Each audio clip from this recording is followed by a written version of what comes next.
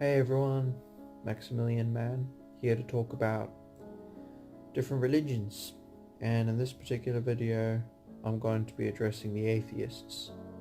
Now, as far as I can understand, atheism is a religion because a religion really is a worldview, because I believe man is a religious being in his very core. Having experience as an atheist for the first 20 years of my life, it has its perks, I guess you could say. You feel like you have certainty, but at the same time, deep down, it's a masked form of nihilism, I believe.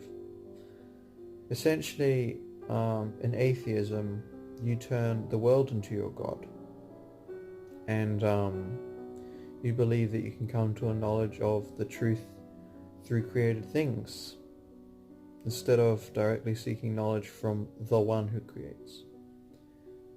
Atheism utilizes man's power of knowledge and wisdom and philosophy, but in fact these faculties are reserved for people who profess faith in a creator, because only a creator could endow man with such gifts in order to understand his environment to begin with. In the case of an atheist, he has no reason nor guarantee that his senses nor his reason are functioning in a way that is conducive to true knowledge, that is, that he knows that things happen and exist in reality, not in a sort of probability field, but rather in actuality, because his very understanding about how he comes to know things is through empiricism, that is, through knowledge of the created world utilizing his senses and reason. But he has, of course, no premise for stating that his reason nor his senses are functioning in a way that is conducive to understanding the outside world.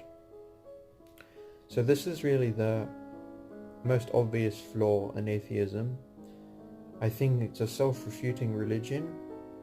I do not think it's worth investing much time to study. It leads to absurd conclusions and uncertainty in all areas of life.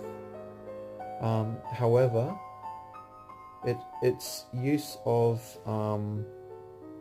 logic and the scientific method is something that Christians gave initially to the atheists before they totally rejected God in totality. So atheism is a new phenomenon. I think it really began to pop into existence during the Enlightenment period. It is something that is entirely alien to Eastern Christianity, because Eastern Christians have always been well connected to their liturgy and traditions. And in the olden times, before man had done extensive research on the outside world without any preliminary recourse to divine revelation, there was not so much the doubt of the existence of God as there was the total rejection of him. So that's really all I have to say about this particular religion. It's shocking to see how many young people have fallen into the trap of believing that this is the true worldview, when in fact there is nothing to give it credence, especially assuming the position that man himself can come to no knowledge of an absolute truth save for things that he has directly observed happening around him. I hope this helps anyone out there who wants to understand the core presuppositions of atheism and how it functions on a cerebral level. If you'd like to respond to my videos, please leave a comment and I'll respond in such a way as to help one another grow in knowledge of the truth, who is Jesus Christ. For any atheist out there who's interested in a Christian perspective of reason and empiricism within the worldview that corresponds to truth, that is Christianity, the divine revealed religion of all time, you should look at the writings of St. Justin Martyr, an early Christian apologist. Anyhow, thank you all for watching. This has been a video on Religion in 5 Minutes by Maximilian Man.